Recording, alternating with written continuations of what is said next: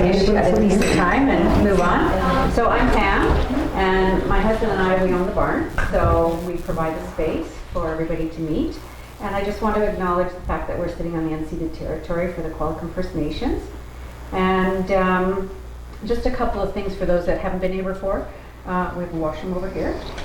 Okay. And I think that's about it. There's some hot water that's been heated up if you brought a container that you want to drink from. And Karen, who would normally do this, isn't here right now, so she'll be here later. And I just wanted to mention quickly that the Aerosmith Agricultural Association, who sort of operates the Coombs Fairground, where the Coombs Fair usually is looking for members, and they will be voting on directors for the coming year.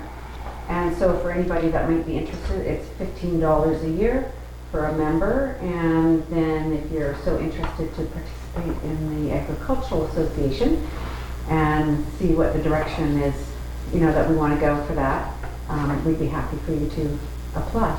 So I'll leave those over here. And we also have a container here for anybody that would like to contribute to our fund, which funds our website that Bob hosts. And that's it. So I will leave it to, where are you? Sandra, going to introduce our speaker. Thanks for coming tonight, everyone, and special thanks to Bob and Pam for letting us host here in the non-social distancing barn. And it's my privilege to introduce Dr. Christina Weir. Christina is a naturopathic physician. She opened a clinic in Qualicum Beach in January 2020. She is a mother of a 4-year-old soul. She is an old soul. Has a dog and a loving partner who would be a husband if it wasn't for COVID restrictions. Prior to studying naturopathic medicine, Christina worked for several years in the remote Vancouver Island and BC coast in fishing communities and coastal areas in various biological positions. She had a Bachelor of Science in Biology from UVic and has been a long-time advocate and lover of the environment and natural systems. Herbal medicine and the wild plant identification have been a long-time hobby of hers. She is the granddaughter of a cardiovascular surgeon who always told her she would be a doctor, though she believed it would be in her own way. Christina has a strong spiritual practice and is trained as a Kundalini yoga teacher. She is a devout yogi and also encourages forest bathing and immersion as a way of spiritual connection. This presentation is from a heart-based intention, and she feels this is a story she feels compelled to tell. Yeah, thank you. Thanks, Sandra.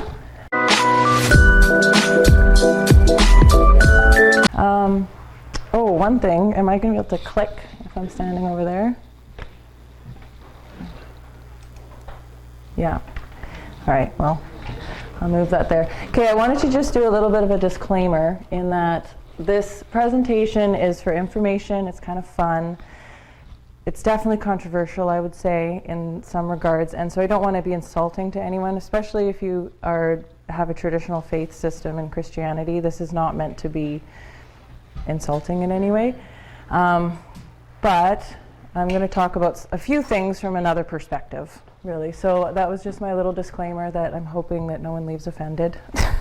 So what I'm going to talk about is kind of looking at medicine and healing and how we've used it through time, and looking at a few different components that have gone into how it's changed, why it's changed, and some of the factors involved.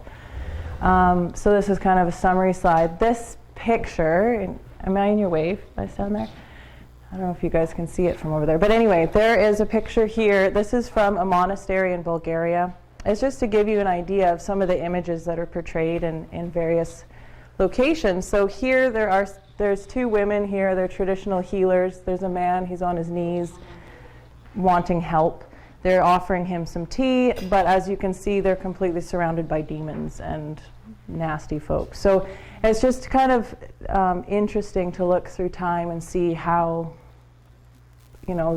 healing by folk healers has been viewed, how it's been perpetuated. So I started with that one. So we're going to go back in time in terms of Europe in, old Europe, kind of pre-Christian times, maybe just when people were starting to use animals domestically and cultivating the land. Everyone was in small villages, and within those villages, people relied on each other. It was normal and natural that within each family system that often, if someone was hurt, the mother or some typically matriarchal position would help that individual, and if they needed, they would go to someone in town who knew a little bit more.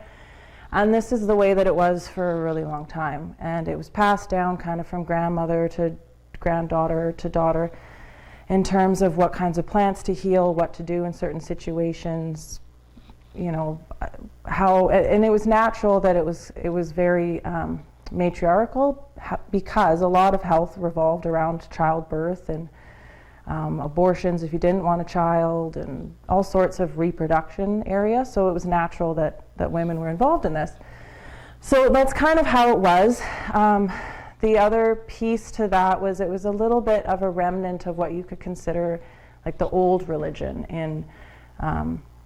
in Europe and for most of the world at one point. And that would have been a religion that was predominantly matriarchal. So when I say, goddess worship and matriarchy, I'm not saying like anything bad against men. It was just, that's how it is. And of course, each one of us, men, women, we both have feminine and masculine qualities to us. So goddess worship was the norm for thousands of years. That's how humans existed. We celebrated cycles of nature. We celebrated cycles of life. Honoring birth was sacred. Being able to bring life into this world was one of the most beautiful things you could do. The act of sexuality, also sacred, beautiful, and in various versions of goddess worship. Of course, that sexual act was even involved in divine practice. So that's where you kind of hear about the sex cults and things like that. And I mean, we have such, like even just the word cult, it kind of brings up in us these ideas of this is bad and dark and evil and all these things. But really, that's just a word that we have to describe these kinds of practices. So anyway, this is an idol that was found in Austria 25,000 years ago is how old it was. And it's just kind of to represent, what was sacred to people back then and what were parts of the human body that you honored. And so you can see she's very voluptuous, she's round, she's very fecund and able to have children. So it's neat that this was the way that humans functioned and saw the world and believed what was important. And then from that, all over the world, there were these matriarchal systems, and then systematically, kind of all over the place, they were dismantled, and it was often very violent, particularly in Egypt, particularly when Greek and Roman powers came through and they changed, and even in those sacred places where once they had worshipped a more matriarchal god, it then got flipped around, and some of the same characters, names would change slightly or aspects would change, but there were still traditions that overlapped. So with that in mind, I really want to talk about Magdalene. So Magdalene, as most of us know, she, from what we've learned in Christianity and the stories we've been told, Jesus had his apostles. Mary Magdalene was one of them. We're told a story where she was a prostitute or a whore. She had done wrong and he had forgiven her, and so it was by kind of that forgiveness and that doing right and becoming pure that she became a follower of his. And yes, okay, they say she was pretty important. I mean, she did see him resurrect, and she was the only person to witness this miraculous occurrence. But that's kind of the extent in terms of her importance. In 2016,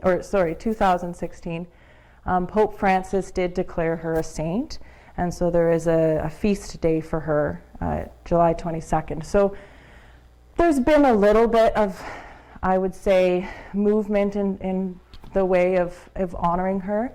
But the version of events that I want to share is demonstrating that there should be even more honoring.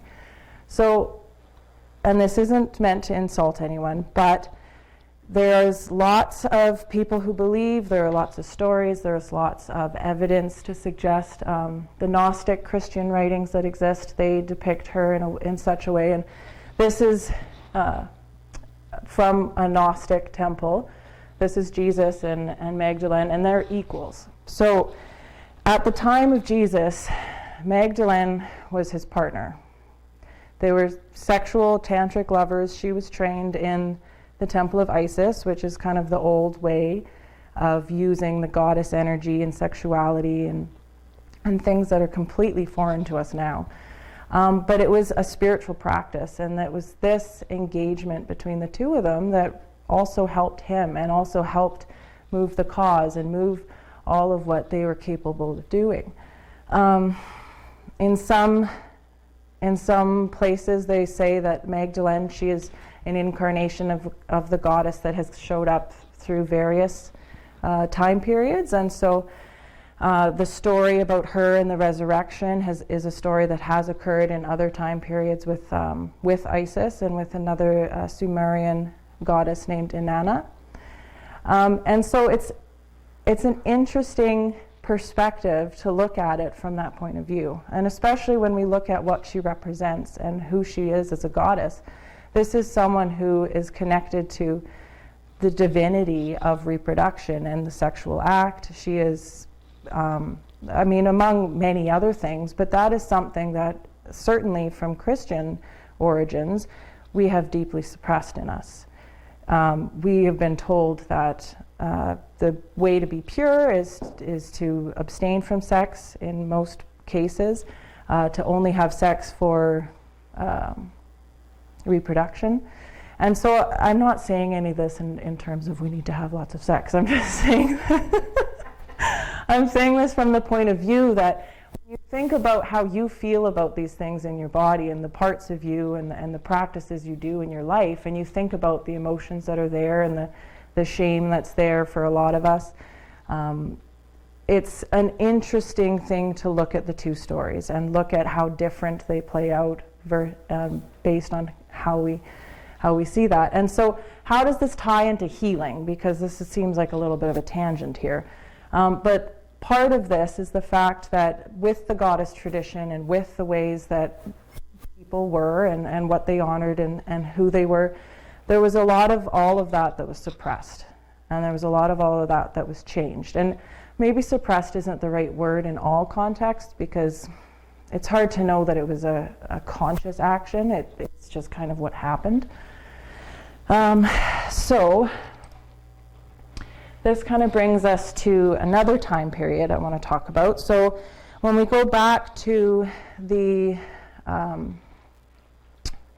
village healers, and so this is now, I'm jumping forward a little bit, this is 1200s. Christianity has come into Europe, and the Catholic Church has lots of power, and it's just starting this concept of witches and what is a witch. And at first, it's not really catching on. People don't really even think this is a real possible thing.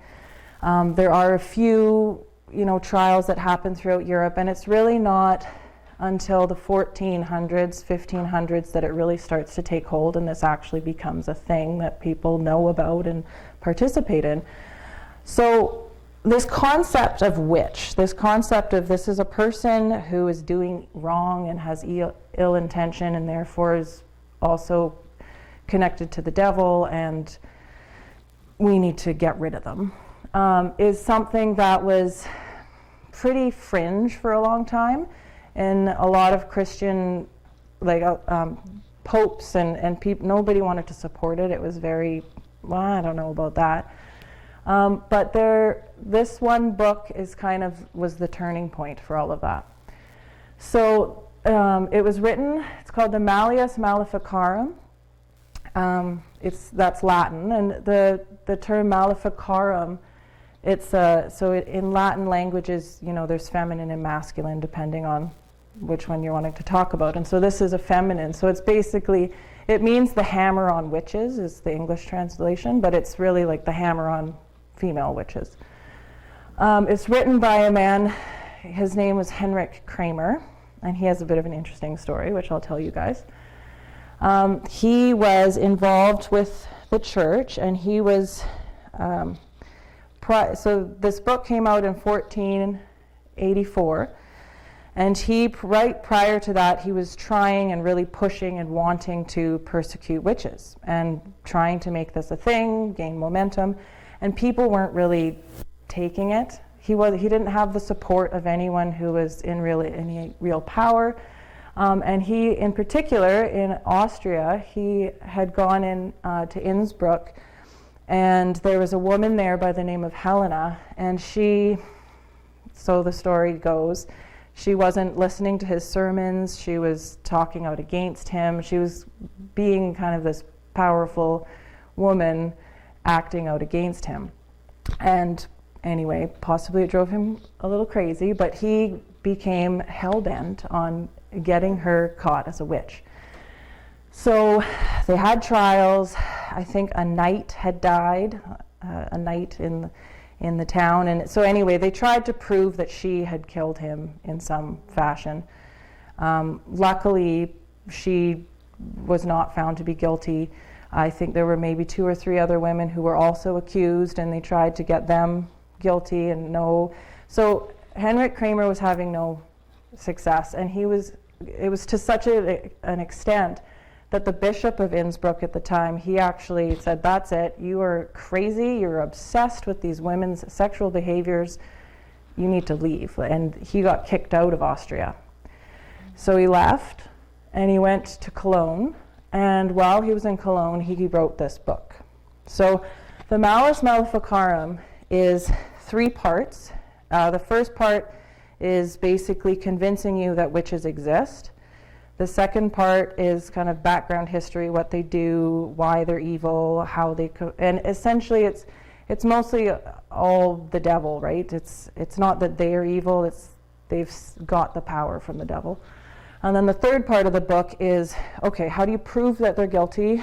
How do you torture them, get them to confess, and what kinds of things do they need to confess to? So it was very how-to, in the sense that people could actually refer to this manual and get a witch killed.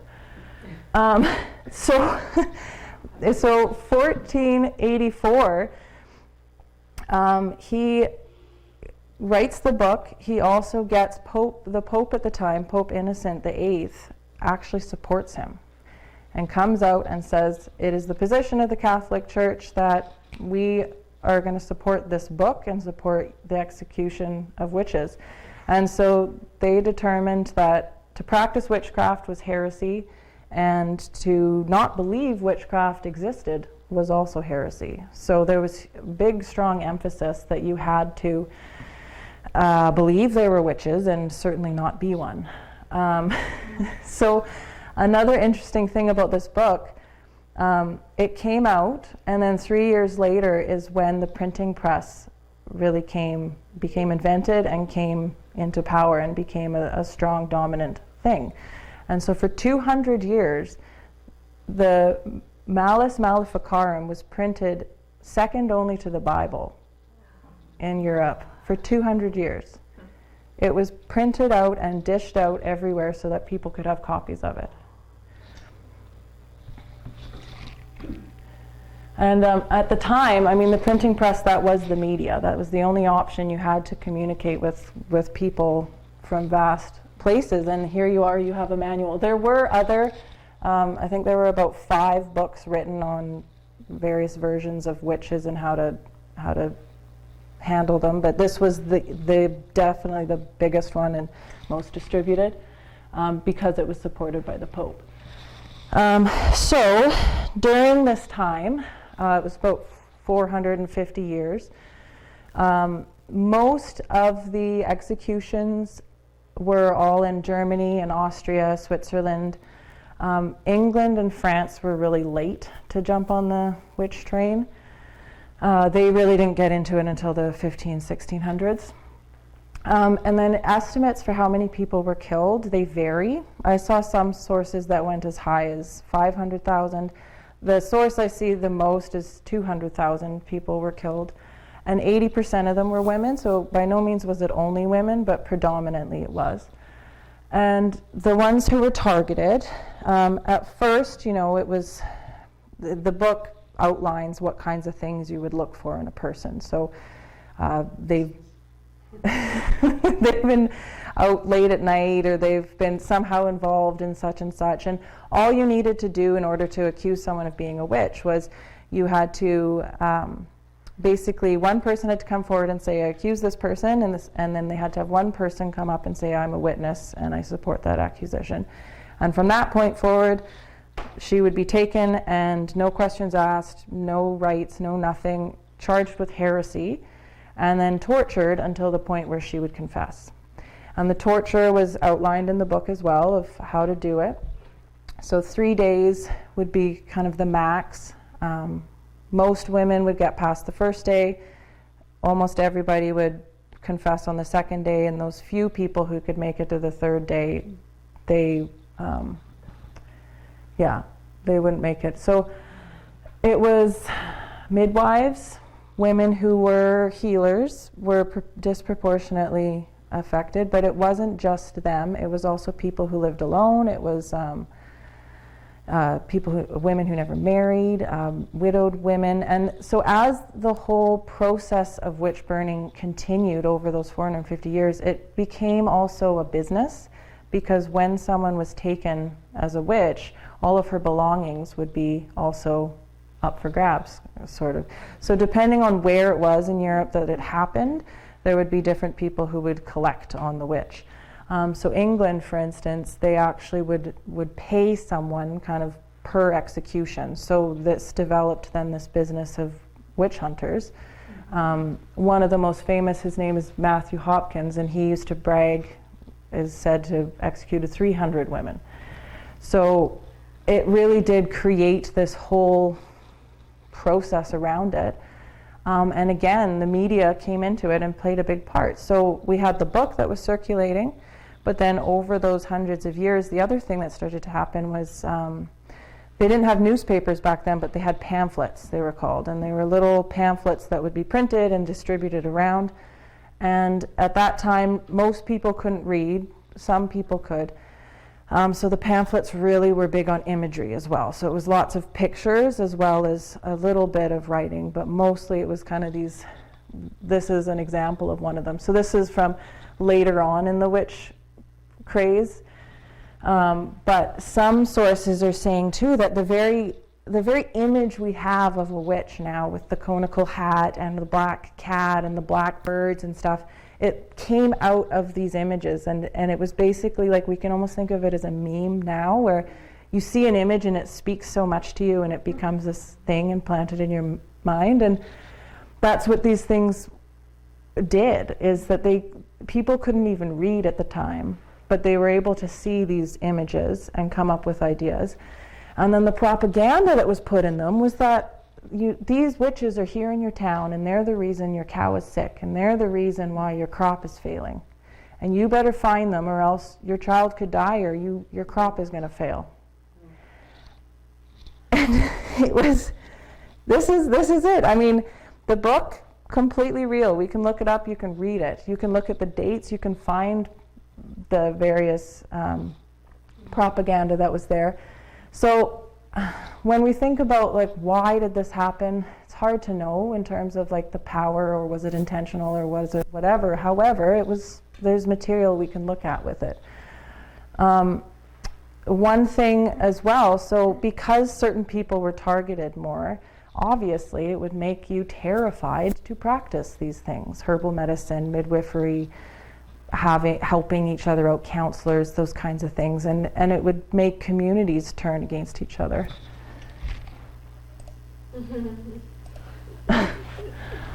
Another kind of piece in the medicine story, so along the same time, There was also happening was the institutionalization of medicine. So this is when universities started to be a thing, and with that was the legal systems in place that would come and say, okay, well, now there's a university, and therefore the university is the only way that you can be legitimate, is if you go to university.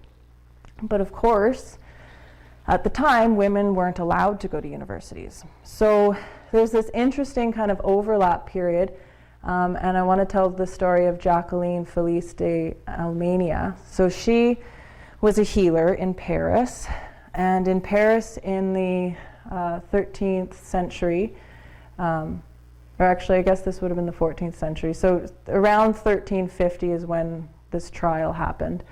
But at the time in Paris there was only about 200,000 people living there, and for 200,000 people there were about 200 physicians at the time, and the words they used for them were various, because this whole idea of having to have gone to university was also new. Like, there was, not everybody had been.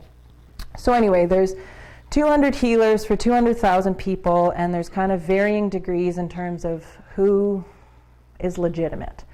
And so this Jacqueline, she was doing really well. She was gaining a lot of following. People were going to her, and so this obviously drew attention to her, and eventually she got brought to trial. So while she was in trial, there were 8 witnesses who came forward, and the witnesses were asked, is this woman practicing medicine without a license? And well, yes, okay, she's examining pulses, and yes, she's looking at urine samples, and yes, she's feeling bodies, and they said, okay, well, and did she accept payment? And they said, well, yes, after I received treatment and I was cured, yeah, I paid her for it, and they thought, okay, well, that constituted practicing medicine without a license. But while the trial was going on, one interesting thing that kept coming up was that when people were saying, okay, yes, she did these things, but then when they tried to find out, well, why were you going to her in the first place? And every one of the witnesses, for 8 of them, they had gone to the medical professional that the system wanted them to go to. And in every one of the cases, either that person couldn't help them, or told them, I can't help you, or tried everything they could and nothing worked. And so they went to Jacqueline because she had this reputation and she could. And in every one of those cases, she did help them. But that didn't matter in the court, so they determined that she couldn't practice. And from that point forward, it set a precedent, and so women were no longer allowed to practice any form of medicine for 500 years in France. It was 500 years that one trial, and that's how law works, right? We set a precedent, and then we just, oh yeah, well, based on that, go with it. So another example of kind of power in terms of how people can heal and how they determine people are allowed to help each other. The Flexner Report. So this is bringing us more into modern times, or just about modern times. And so many of you probably know about the Flexner Report, maybe not. So this was a report that in 1910, it was commissioned by the Carnegie Foundation to Abraham Flexner to go and visit every school in the US and in Canada that was teaching healing. So whether it was, at the time in 1910, healing was pretty diverse. There was chiropractors, osteopaths, naturopaths, more eclectics, homeopaths, and the whole medical doctor and kind of chemical medicine and surgery wasn't the power that it is now. It was kind of on the same playing field as everybody else. And so all these schools, they would often teach, you could go and you could learn to be any one of them. And anyway, this report was commissioned, and there's kind of 2 stories to why or how it kind of came about. So the version that I've heard for a long time and that kind of logically makes sense is that John D. Rockefeller, so he was an oil tycoon who struck it rich, and then he had control of all the petroleum in the US. At the time, there wasn't a rule about, I guess a company couldn't be just one. Anyway, so he had all the power. So the story I've heard was that he learned that, oh, this is a business opportunity because this new form of medicine is based on petroleum products and the advancements of, chemical extracting technology. And so therefore it was a business endeavor for him to, let's get this report going that helps with that. That's the one version I've heard in the past. And while I was researching this, I actually came up across a different version, which is even, I find, a little bit more interesting. So the other version of what happened in terms of how the Flexner report came to be is that there was a group of 5 individuals who came together, and they were called the Hopkins Circle of 5. So based from Johns Hopkins University is kind of where they came from. And I'm just going to grab my notes here.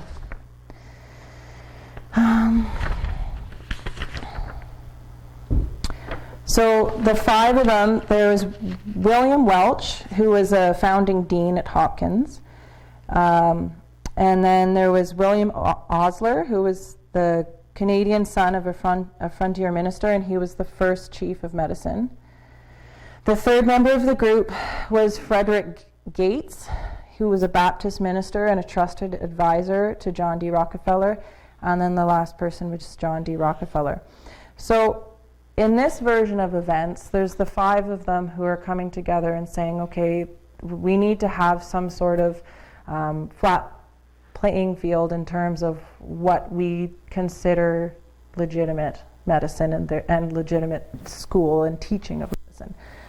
And so it was Frederick Gates, who was this Baptist minister, but he also was this advisor. So John D. Rockefeller had all this money and this power, but Frederick Gates became his advisor. And it's a little bit vague in terms of what I've found and like why he was an advisor and how that came to be. But basically, he was telling him what to do with his fortune. And that it was Frederick Gates who had this real love of modernizing things and of technology. And it was Frederick Gates who really wanted to see medicine be conducted in this modern technological way. And the version that I read that actually is from, I can show you the reference afterwards.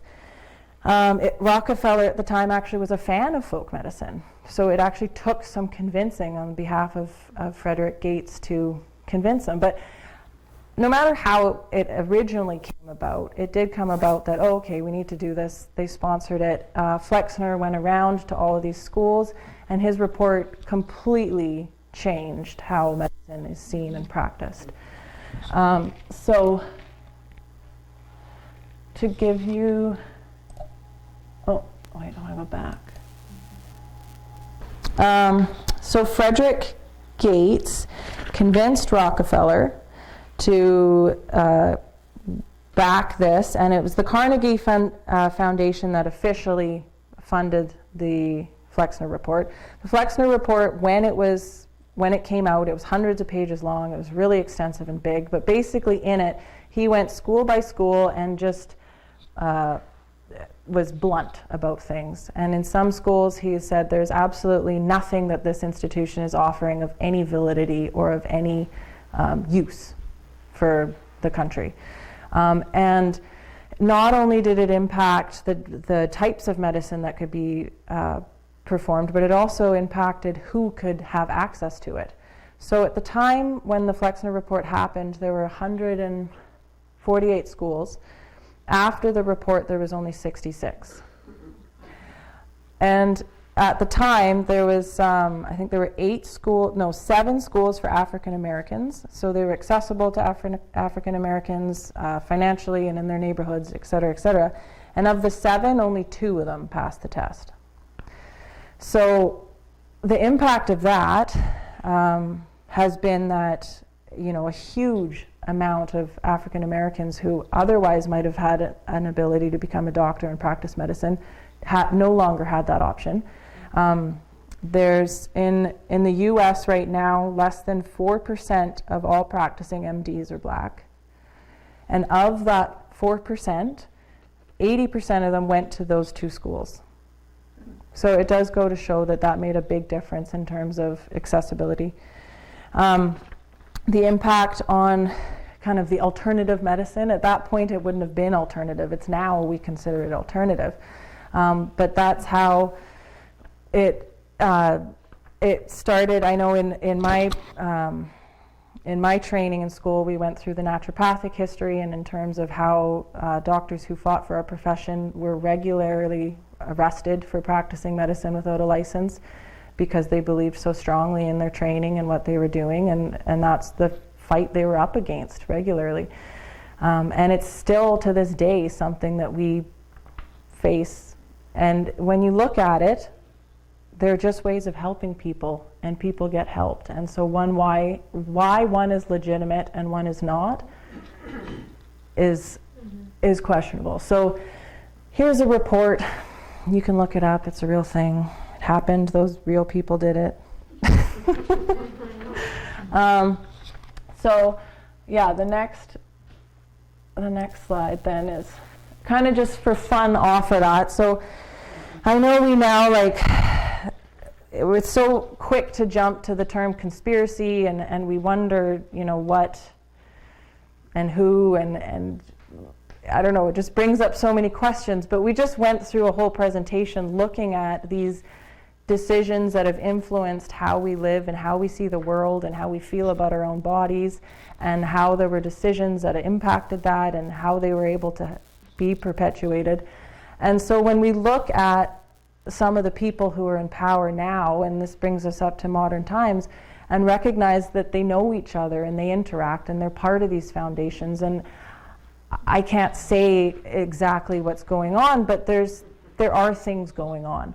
So interesting too, Frederick Gates, that's Frederick Gates, and then William H. Gates Sr., so that's Bill Gates' dad. Mm-hmm. These two, you can't find a direct lineage in terms of, so he was working for the grandfather of David Rockefeller. So that's direct, we know that. But this Gates and that Gates, who we know they're all interrelated, but it's not an obvious grandfather situation, but they have the same name. And I thought it was very interesting that Frederick Gates has had an agenda of technology and advancement for that sense. It was just an interesting thing to see now also, if for no other thing coincidentally happening right now. Yeah, just an interesting little piece.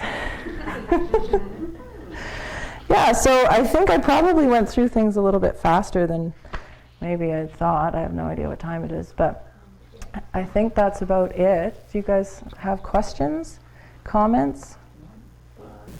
So what is the history of the naturopathic? Where did it fit in? 1200, 1600? Oh, actually I have another slide, sorry. But the history, yes. This is very ad lib, I guess. Well, why don't I answer your question and then I'll go to that. Sound good? Naturopathic medicine is based from what was called nature cure in Germany. And these were people who were, they used what was called sanatoriums. So you had people outside in nature. They treated a lot of people with tuberculosis this way, and it was kind of like sunlight, hydrotherapy, cold water therapies, and really pure diet was kind of the original naturopaths, and they were practicing. Yeah, there's various kind of people whose information was passed down, but then that came to the US, and then they formed their own kind of version. So naturopathic medicine is relatively new. I don't know the history of chiropractic. Maybe you can share that after. But anyway, it was kind of, it had roots in that, the healing and the using herbal medicine and diet and nature cure principles of sunlight and fresh water and that. All right, so the slide now that I realize I did. Okay, so we look at all of these things that have happened in the past, and it can feel frustrating, it can feel scary, it can feel kind of overwhelming, and well, what's happening now, and what does this mean for me? And I think one thing that when I reflect on this that really is important to me is to remember that healing is not just physical. Yes, the physical aspect is a component of it, and so we need to consult that aspect, but healing is also spirit and mind. So the mind, body, spirit connection, and for each person, that's going to be a little different for them. And so the point at which you're going to want to start and come in and be able to access for them might be any one of those, or from a different perspective of it. So I like this image, and I like always thinking of this and the connection of it. And so when we look over time at how the institutionalization of medicine has kind of removed a lot of the spirit from it, you know, those traditional village healers I was talking about, there was a lot of spirituality involved in that. There was a lot of emotional and connection to people. You were in the village, these were your family members, there was that involvement.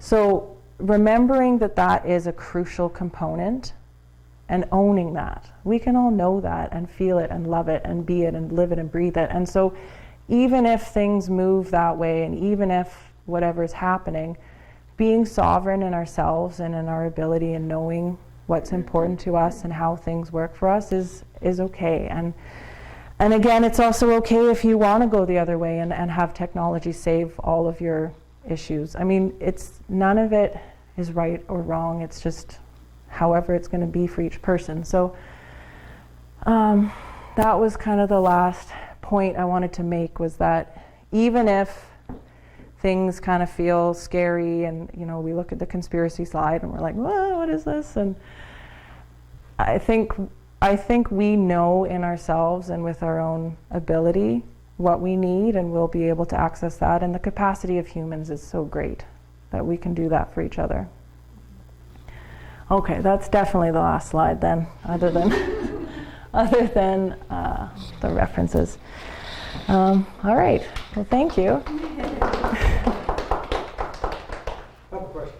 Yeah. What are your thoughts on naturopaths having been given the authority to write prescriptions for drugs? Yeah. Pardon? I have my own thoughts, but you go ahead. Yeah. Is that the case? Can they do that now? Yeah, I have that ability. I feel it helps feel legitimate in a way, I guess. I had a mentor who said the reason that you've been given, or the reason I have that license, is so that you can help tighter people's doses off of them. So that's a way of looking at it as well. I mean,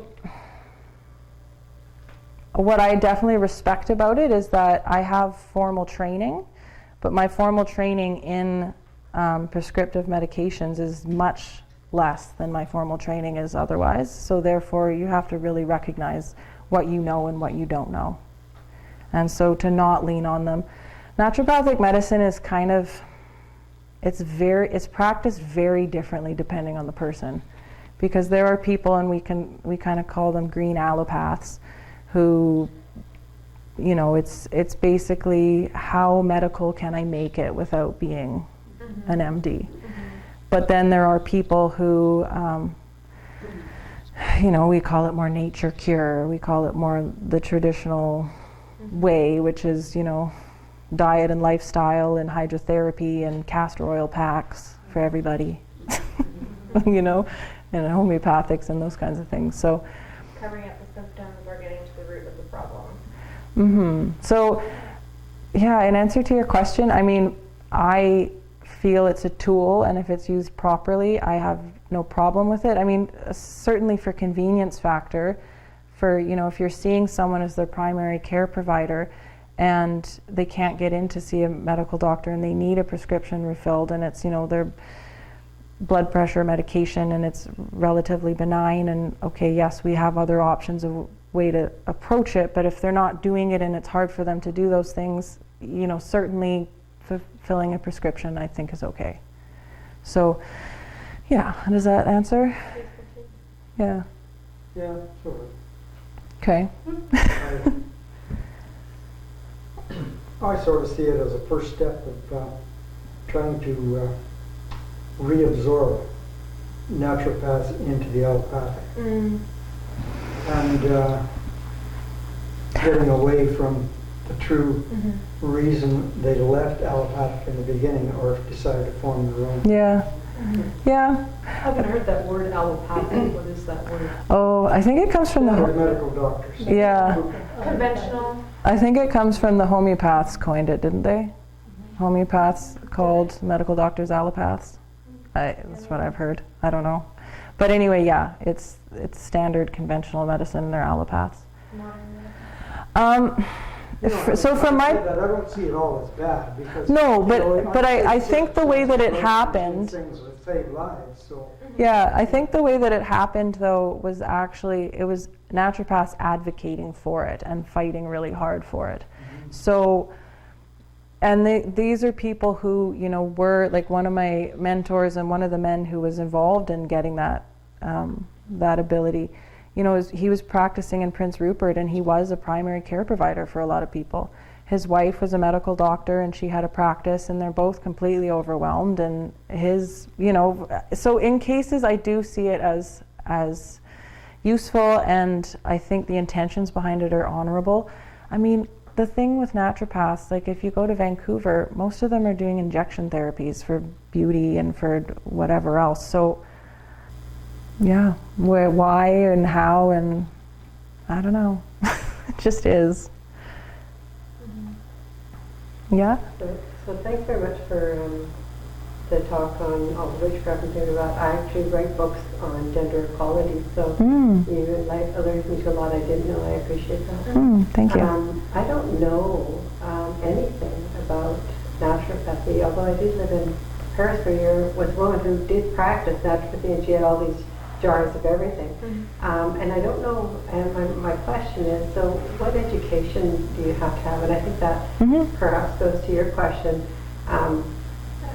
As a member of a profession as well, I always look at it in terms of making sure you have the safeguards, the credentials, the education, so that we can quote unquote license you or whatever. We create this whole system, which I don't agree with, just so you know. But it's actually changing that shifting system to include new or the original back into the fold, if you will. So as long as we're comfortable, like with chiropractors, that's what happened. They prove until they were considered quote unquote legitimate to these other people. And then I feel that that's sort of happening with a variety of other professionals trying to do that. And it comes back from the public perception of whether or not they should go to you, whether or not they would go to you to get a prescription filled if they haven't been training, for example, on chemistry. They might go, yeah, no, but if they, you see what I'm saying? So my question only is, so what education do you have to have an ND? Yeah, so to get an ND, you need to have a bachelor's degree first, and then with your bachelor's degree, pre-medicine kind of things come into it, so it's organic chem and biology and psychology and physics and maths and all the fun things, right? And then once you've jumped through those hurdles, then you apply to a naturopathic school. There's 7 of them in North America. The one that I went to is in New Westminster, and the other one in Canada is in Toronto. They've actually just come together because it's very hard for the schools to make money and prosper. So anyway, they've unified now. So now technically it's one kind of curriculum, but done in 2 spots. And yeah, it's 4 years of intense, I can attest it's very intense. The first 2 years are very much biomedicine and diagnostics and understanding pathology in the body and anatomy and physiology and all those things. So we do that aspect, but then we also do kind of alongside of that, what are traditional modalities, we call them. And so we study herbal medicine, homeopathy. Chinese medicine is kind of hooped in for, I don't actually know why, but I love that it is. So we get some background in Chinese medicine. And diet, nutrition. Yeah, I think those ones. And then sprinkled within that, there's kind of, our more classic, like the hydrotherapy, and I guess there's kind of the electrotherapies, so using infrared and using various waves and those kinds of things. It's very eclectic. Some of the kind of history of naturopathy is also from the eclectics. Eclectics in North America were, people who kind of drew from all over and used some homeopathy, used some herbal medicine, used some hands-on techniques. So, our training is very medical, but it also has these sprinklings of our modalities. And so for instance, with the issue with the prescription rights, I've gone through the material and I know the mechanisms and all that, but it's not as strong as a medical doctor because it's not our main thing that for every single case that we ever go through, we're thinking, okay, from a prescriptive mindset, right? So it's not in your mind as much, and it's just not from that point of view covered, but we have covered and gone through it. And so that's why it is allowed that we can practice it. And in order to get your pharmacology license, it's an additional training after you've graduated. So it's, I think most people take about 3-4 months to do it. I'd say, maybe 2 months at the least of like full-time studying to do that license. And naturopathic medicine in BC has an amazing scope. The rest of Canada, there's some places where it's not even regulated. In Quebec, it's not regulated. In Northwest Territories, it's not regulated. And then the rest of Canada doesn't have nearly the access that we do. Like, we have access to labs and prescriptive rights. I believe Ontario does right now, but that's kind of under threat. They're feeling that that's going to be taken from them. Any other questions? Can you go through how you would do an intake on a patient? Sure. I think it's not too much for you. An intake is someone's going to come in and either you've got a concern that's going on, or if we're just kind of doing a general bill of health, we're going to go with, what's currently going on for you, your symptoms, understanding them, all of the aspects that have to go into that. Do health history, what kinds of illnesses have you had in your life, surgeries, accidents, traumas, depending on the person that I'm working with and what their interests are. Sometimes we'll go really mental emotional, sometimes we'll go purely physical, and it just kind of unfolds as it will. And then we go through kind of what I consider the markers of health. So things like, how are you sleeping? How's your digestion? How stressed are you? How is your mood generally? And then kind of head to toe, just through a body system, make sure I didn't miss anything. Do you have headaches? Do you have eye concerns? Any heart palpitations? Those kinds of things. And then we kind of look at whatever's happening for the person. If it's kind of something that I feel like we could start working on right away, we'll make some suggestions and come back. If it's something that, we want to investigate more, okay, let's talk about special tests. What do those look like? What kinds of options are there for those? And is it billable through healthcare, or is it all extra? If you've got insurance, it's directly billable. So MSP covers $23 for a visit, but you have to have like a special status with MSP, like you have to have applied for it, saying that you need it. Yeah, so that's obviously an obstacle for people, is just that it's private service. So the cost can be prohibitive. However, it's not by any means, unless you get into the special testing, that's expensive. But if you're just going for treatment and consults, it's very comparable to, chiropractic treatments or massage therapy or those kinds of things. not free like the medical that we already paid for twice a year. No, but you know what's an interesting perspective on that though is, so everybody is so frustrated that, you know, you go to your medical doctor and you get 2 minutes of their time and they're kind of half listening to you, and it's because they have to, because MSP is paying them the same amount. They're only getting $23 for your visit. And so in order for them to make any kind of money in a business way, and it's not even that it's trying to be greedy, just, you know, the cost to run a clinic is really high. Right, so you have to see people in like 5-10 minute increments.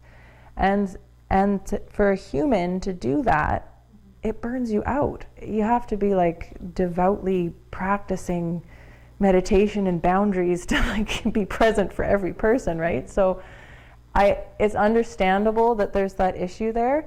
And so the point, and actually this is an interesting thing, so naturopaths at one point, we were covered with MSP. It was in the 90s, I believe, or the 80s, late 80s and 90s, we were covered on MSP. But the naturopaths actually said we don't want to be. And the reason was because of that. It was because we can't connect to someone and really understand what's going on for them in 5-10 minutes.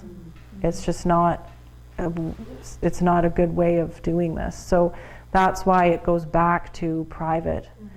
Yeah, I mean, you can, the initial is always an hour, a little bit more than an hour, and then follow-ups kind of depend on what you want to do. Sometimes people want a really nice, calm, full treatment for an hour, and that's great. Sometimes we just do a quick little, how much can we get done in 30 minutes? You know, so. You look at nutrition as well? Yep, certainly. Yeah. Yeah, I would say diet is kind of one of the, I always talk about the fundamentals. We need to get those down and make sure you're, you know, not doing yourself harm, especially if you've got some sort of dietary restrictions you're not following. So definitely, it's one of the fundamental things you always would look at. And digestion, I'd say digestion is probably one of our biggest things when you think about it. Well, hopefully no one was offended tonight. Where are you located in town? I'm on West 2nd, right next to the toy store. Oh, next to the toy store. Yeah. That's a good turnaround. Yeah. I love it. Where that is. I know, I use it all the time. I'm like, well, if you know, well, because there's all the other shops around there are like, you know, next to Ralph's. Nobody knows that. Everyone knows where the toy store is. Yeah. Yeah, I opened the practice a year ago, and it was, I mean, it's been great. It's completely overwhelming sometimes to run a business. You like study and do these things, and then you're like, oh, and I also run a business. Okay. But it's fun, and then I opened right when COVID hit, so that was kind of interesting too. That was like a practice in trusting that things will work out. But they did, and they were fine, so yeah. And now there's one less naturopath in town for a while. Yeah, that's been an interesting turn of events for me. I have a lot of her patients who, right now, just kind of continuing care, so yeah. So you're the only one in town? For right now, yeah. There have been quite a few through and over time. Like one of my teachers at school, Dr. Holland, had been here for 15 years, yeah. And during that time, I think there was another woman as well. So yeah, it's great. And I have a colleague and friend, he lives kind of right near Whiskey Creek, and he would like to practice here. He's been driving all over the island in Nanaimo, Campbell River, Courtney. Just hasn't quite worked out for him, but hopefully he'll set up a shop here too. Yeah, and we, like I said, our practices can be so different. Like the things that he's drawn to and the people that he helps are very different than the people that I tend to work with. And it's not like intentional, it just kind of happens. And so I definitely don't believe there's any kind of scarcity. Like there's definitely need, and it's good. What do you like to do? What's your area that you like to do? This has become like a job interview or something. Just I've never heard of this before. Yeah, no, that's okay. Good. It's interesting, I guess, if people not knowing naturopathic. What do I like to do? Okay, I am very herbal. I'm very okay. So with the kind of witch story, the reason I want to tell that story is because I do believe that with my heritage and being drawn to be a healer and of European descent, that is my ancestry, right? And we don't have any connection to it anymore. There's no, well, there's some, but anyway. So I would say that nature cure, healing, connection with nature, using plants, using those fundamentals I'm talking about, good markers of health. Those are things that I always do. I'd say the mind-body piece is big for me. That's a big draw. I'm trained in a technique called compassionate inquiry, which is a Gabor Mate technique, and I use that a lot. Yeah, it's a neat, he calls it a psychotherapeutic approach. So it's not psychotherapy, but it kind of is. But it's for people who aren't, officially trained that way. But it's, so the mind, body, nature, I'm definitely a very spiritual person, so that aspect I think I always consider. I don't know if it's always, in every appointment, but. How would your friend in Whiskey Creek differ from you? He is, his physical medicine skills are very good. So he treats a lot more. I like to use acupuncture, for instance, for muscle imbalances and pain patterns and things, but he's got a lot more skills in that capacity. So he can help people physically a lot more. He uses things like ozone a lot. He uses, I don't know if he's not doing Prolo and PRP yet, but I know he will. So more specific interventions and injections and things like that that I don't honestly think I'll ever do. And it's not because I don't want to, it's just because you can't do everything. Yeah. So you got to draw the line somewhere. Sorry, I'm asking so many questions. I have 100 more. That's okay. The most important. So recently I've run into 2 shamans, and I've only lived here for 3 months, so I found that very interesting. Mm-hmm. And both of them produce tinctures and also creams and all of these herbal remedies. Mm-hmm. So when you said herbs, I thought, okay, so how do we as a consumer know whether or not they're, I don't want to say legitimate, but useful, helpful? And they are often labeled, right? Like for postpartum depression or something, going, oh, can you actually create a spray for that, right? Yeah, herbs, it's interesting, our pharmaceutical drugs, the vast majority of them come from plants. And it's just the fact that they've been able to isolate them and patent that isolated component and make it a drug. But herbs contain the what's called synergism. So there's that component that would have been useful for that specific function, but it also has these other aspects within the herb and the plant that are going to be supporting your body system and moderating function. Like a good example is cannabinoids, right? Everybody's big on THC and CBD, and more you find when you isolate and it's really strong just THC, you have a product that's really hard to handle. But when you have a more holistic extract that contains some of the volatile oils as well as the terpenoids, it's something that it moderates the effect on the body, and it's a lot easier. So back to your question in terms of how do you determine legitimacy, there are extraction processes that are like good medicine making techniques that you have to follow.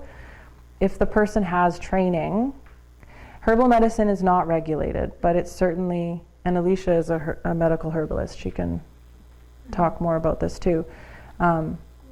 But so there are practices people have to do in order to make good medicine, but if someone has training, I definitely believe, and especially if they're committed as a shaman, or have a deep kind of spiritual connection in that regard, then it would come down to kind of trust and connection with that person. And if you feel a connection, then I would definitely say, honor their medicine. I think that's a good idea. Or what? Ask them how they make their medicine? Yeah. You mean you make your own? Oh yeah. Yeah? Oh, see, this is our history, you guys. We all should know how to do this. Sample. Yeah, it's fun. Maybe So that'll the be. little shop beside the toy store, you're making your own. Well, my little shop. Yeah. I just was wondering. My little shop. So Alicia is there too. We've got dry teas. So teas are kind of your blend that you can do there and get people to make them at home. And then we work with both herbal tinctures, so they're already made. But yes, to make a tincture, you know, if you're harvesting your plant, you're doing it at the right time, harvesting the right part of the plant that you want to use, and then to do an extraction, either it's dried or it's wet, and you're looking at an alcohol content for that. And then there's various ways of doing it. You can either just kind of let it soak and keep it mixed, or you can do what's called percolations, or Alicia's trained in all sorts of fun things. Yeah, there's various ways of making different tinctures and medicines. I would say it goes from like very folk traditions, so not measuring anything, picking some, say, yarrow and pouring some vodka on it and saying it's good, to getting super scientific. Yeah. I don't think you drink it though. The tinctures? Yeah. Yeah, you do. Oh, you do? Yeah, you do, but here I brought one. I always have so many little things. They're drops, yeah. Yeah, I mean, there's lots of different forms of herbal medicine. You can make oils, vinegars, tinctures, dyes. It's honestly like an extension of cooking, to be honest. Yeah. It's like it's using the same kind of rules and clean techniques. There's no like regulation around it. There's no governing body around it. No, and it's probably Anybody can do it. You guys can do it. You could Google it and you could make a tincture. right, and so I have done it. that's what it means in terms of like who you connect to and who you feel like you want to use their medicine. That's why if you really do feel like you want to work with this person and they're making it and they're using good technique, then I don't see a problem. Why not? If you're doing it for a specific physical condition, like, you know, you've got a really serious arrhythmia or tachycardia and your heart's beating really crazy fast and you want to avoid drugs and you want to go to herbs, I'd say go to somebody who really knows in that case. Like anything that's more serious, go to someone with good training, because the herbs at that point, they do their therapeutic windows smaller, so they can become toxic.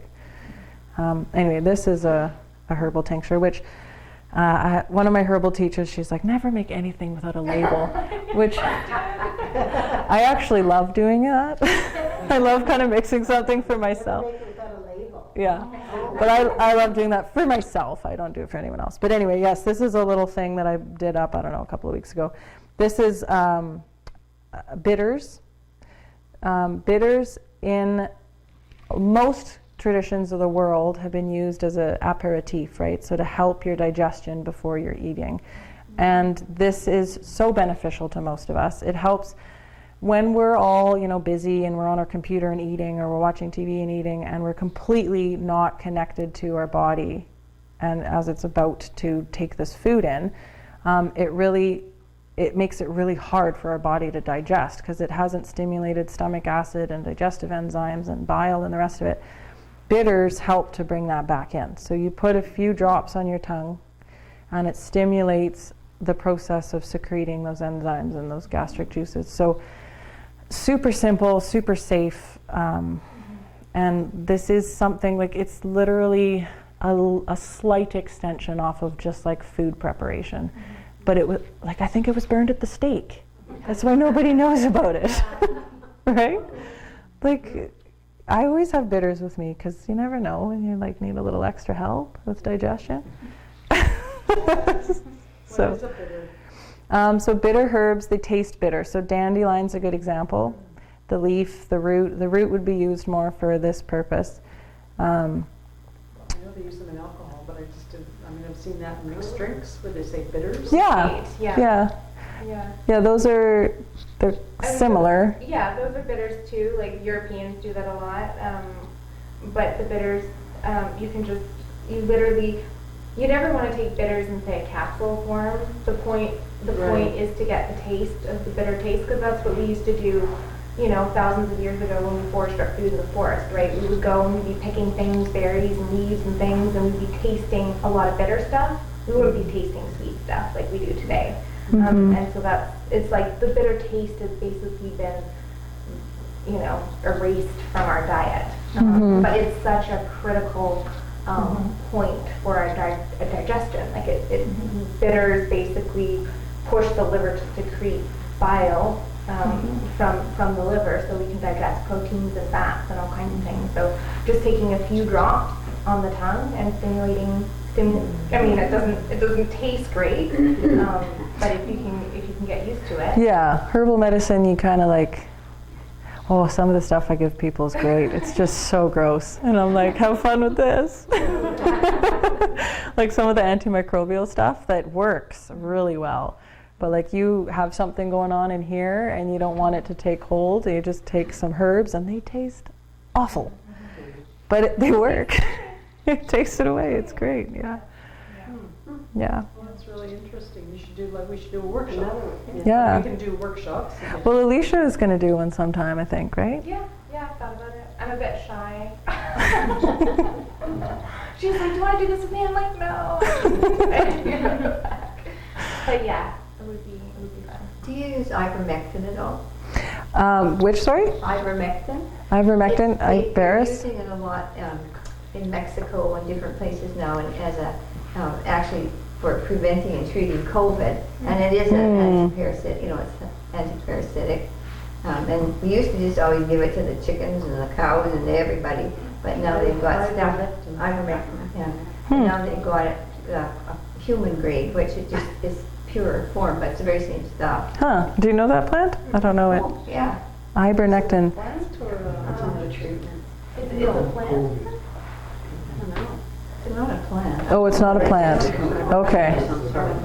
Well, we could look it up and see. Toxic anyhow. Okay. But it gets rid of parasites Yeah. and stuff. Yeah. Neat. No, I don't know that one. There's this definitely, I'd say at least once a week someone comes in with something. I'm like, I don't know what that is. There's so many things out there. So, but yeah. It's amazing, isn't it? And I do love that with this, you know, with the pandemic and different places in the world where they have, you know, there's articles saying certain ways of treating it have been considered effective and legitimate. Isn't that nice? Here, my college is very much like, we do not treat COVID. I don't even talk about COVID. Let's pretend it doesn't exist. Except you have to wear a mask at all times. And yeah, anyway.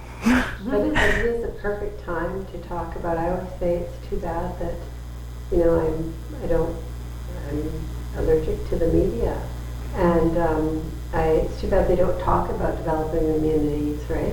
Because that's what the story should be about, strengthening our bodies and taking back our sovereignty around our bodies. And that's why I was keen to hear you tonight, actually, because we know what the medical profession has been reduced to, sadly, because of the system. And I always say it's a silver lining, I guess, that we have other practitioners who can provide what they don't.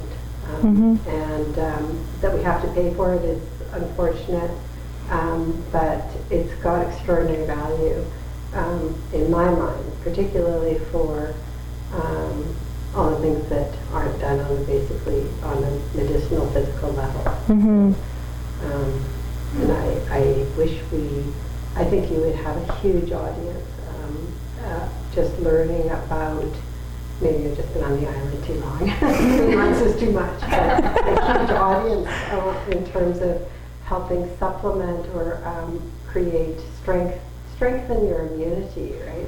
Even just a small thing like you just told me about bitters, I wouldn't know what a bitter Yeah, is. and I'd love to. It's just, honestly, from a college down perspective, like we are not allowed to say boost immune system. Yeah, like I'm not allowed to say like that something I do is going to boost your immune system. Like, It's true, it's like chiropractors can't talk about vaccines. yeah, no, we can't talk about vaccines. Although actually the one segue we've made is that we were able to get approval to administer them. So if you can get your license to administer them, you're allowed to talk about them. Oh. Yeah. Yeah, which But otherwise you can't talk about it. otherwise you can't. No, not officially. You really can't talk about health care. You have to only practice disease care. Yeah. Yeah, well, and I mean, I have to, there's no such thing as cure. Everything has to go into remission. And I'm not just talking about cancer, like, any autoimmune condition, anything like that. I mean, I get it. You don't want to be promoting and advertising falsely and the rest of it, but Like medicine? yeah. Well, luckily we're allowed to use the word medicine, but honestly in Ontario, they're playing with the words like you're not allowed to use medicine, treat, diagnose. Really? Yeah.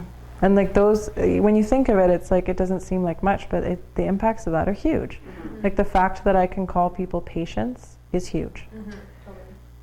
And that's something that is not available to everyone. Well, and like with herbal medicine, you'll see that all the names will support something, or it won't help to treat anything. So it's like the terminology around it. We always have to be so careful when you see somebody selling products just at like a local market or something like that. That's the only correct word workshops. But yeah, I did do a webinar early on about kind of, what was it about? Viruses or something I can't say anymore, like boosting the immunity or something. But it was, yeah. And so that information it's so like free. It's just weird that like you're not supposed to say it. You know what I mean? So yeah, anyway, and it would be nice to do a chat about that, sure. Or, show a link to this webinar. I think that's the one we did together, right? Yeah, so that's an option. You guys could get a link to that. So did you make your own bitters?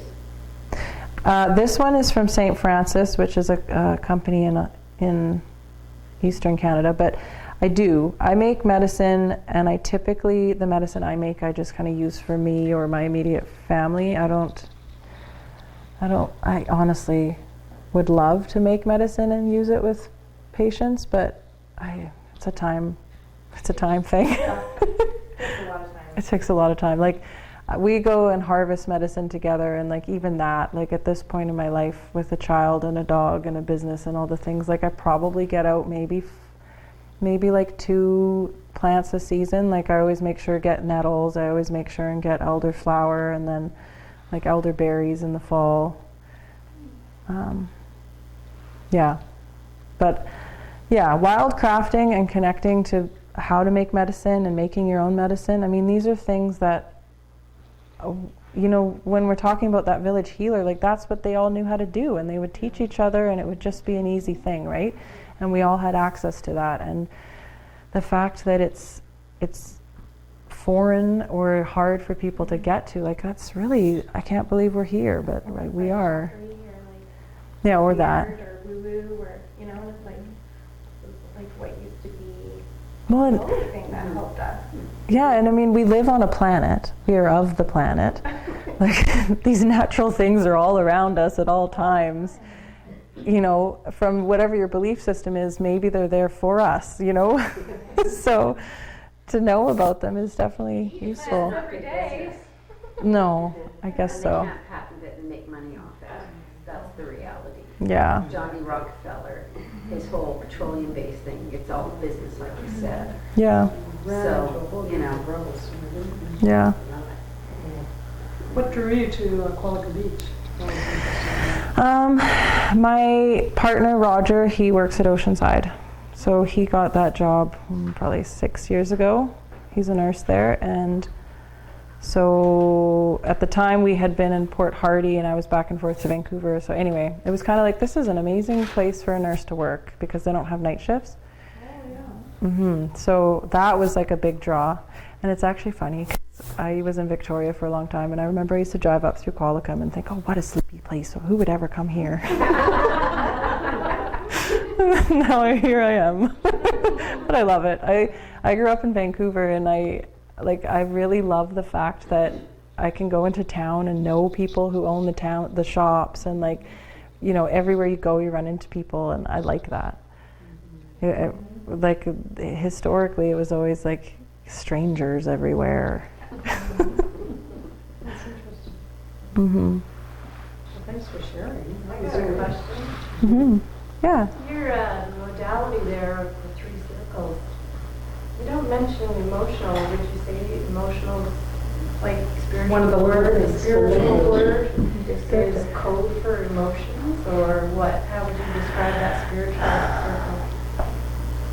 Because I just have this sense that emotions play a big role in health. Yeah, no, certainly they do. So I typically say mental, emotional. My approach is most of us are kind of disconnected from our emotions, and whether that's based on a trauma system or whatever it is, but the emotion is there, the emotion needs to be felt and acknowledged. And it's interesting, the consideration of the spiritual aspect of it, because I do think that comes into it. But the way that I navigate it is basically the emotion is typically what's fueling the thought pattern and the mentality, but it's kind of a subconscious thing. So helping get to the emotion is what helps to kind of diffuse the thought pattern so that it doesn't have as much charge to it. But on that circle, I think, yeah, emotion was like somewhere in between. I didn't draw the circle, to be honest, but let's see it again. This one, yeah, here we go. Between mind and body is the emotion. And then chi is on here too, and subconscious, which, yeah, I don't know if this is how I would draw it. I don't know that I understand it all this way, but it's an interesting perspective. Sandra, what do you think about the chi being between body and spirit?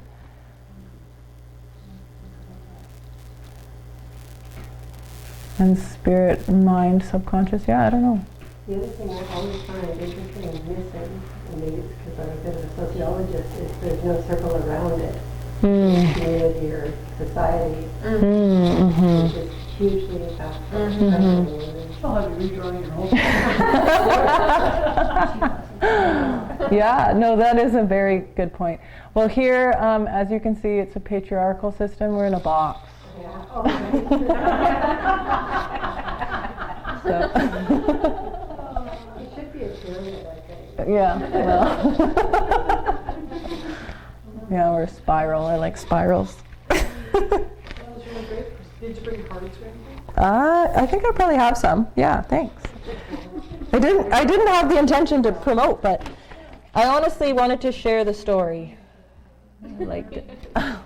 Disciples were actually married couples. Ooh, no. But that's actually the way it was formed, and of course they were married as well. She wasn't his first wife. Yeah, no, I could see that. I read a neat book from the perspective of his wife that also had the Temple of Isis in it. Yeah. I mean, how do we ever know, really? But, and I think what's so important to remember is that it is all perspectives, and so therefore it's not threatening, it's not bad, it's not anything, it's just different ways. Yeah. Yeah, no, I feel in my own way that right now with kind of the way humanity's moving, and I don't mean the like conspiracy, what's on the news thing, but like the more spiritual aspect of what's going on right now in terms of how we're evolving and how we're moving as a collective. I do think that somehow the resurgence of Magdalene, the divine feminine, and even that union between divine masculine and divine feminine, like that is where we're going. And so that's why, you know, her story and her representation is more common. Like if you look into it, there is so much on her. There's music albums that are made and artworks and people who worship her and people who have all sorts of books and stories, and I mean there's lots about her, and I do think it's continuing to be that way. Yeah. I've got some cards if anyone wants them. I didn't bring them with this intention, but you wanted one? Okay. Is the plant person. She's the master gardener, so she was listening quite carefully to your Oh, good, herbs thanks. and your plants. Oh, good. I know nothing about the things that Donna knows about. Nice. Do you want one? Sure, yeah. That's neat. Yeah, naturopathic medicine, it's a thing. It's interesting because I hadn't heard of it. Yeah. Living under a rock, but I just didn't know. Well, no, you're not living under a rock. It's just, I don't know. Yeah.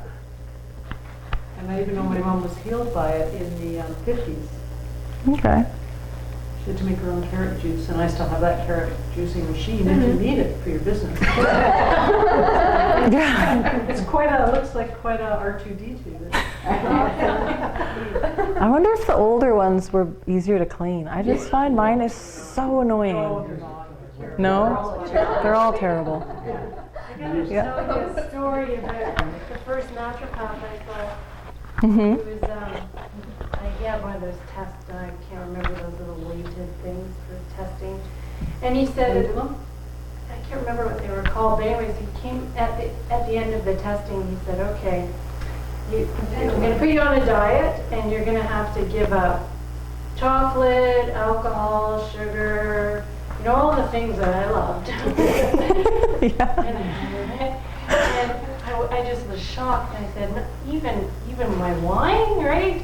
And he looked at me and he said, "Okay, fine. See if I care. Keep me in business." And that's what did it for me. He challenged my perception. And oh my gosh, I lost my cat allergies. I could hold a cat from that point forward. Well, it took months, a few months. Yeah. But yeah, he had me on a specific diet, giving up all those things and eating a certain way and taking a few herbal remedies. And I think I might have done hydrotherapy as well with them and allergy testing, but that was about it. Mm-hmm. Matson, Dr. Matson. Oh, really? Yeah, I know him. John Matson, yeah. Yeah, he's pretty popular. Yeah. I don't know if he's still around. He's retired. He's still alive, yeah.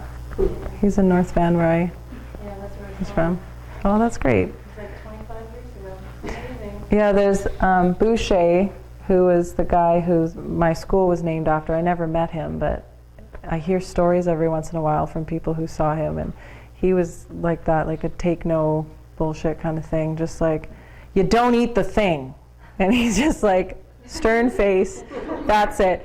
Whereas me, I'm like, people, come in and they're anxious, and, I have my coffees every day, and I'm like, okay. Like, we got it. And I am so gentle. I'm just like, well, I want you to investigate your relationship with coffee and really notice, is it serving you? How do you feel when you have it? How do you feel when you don't have it?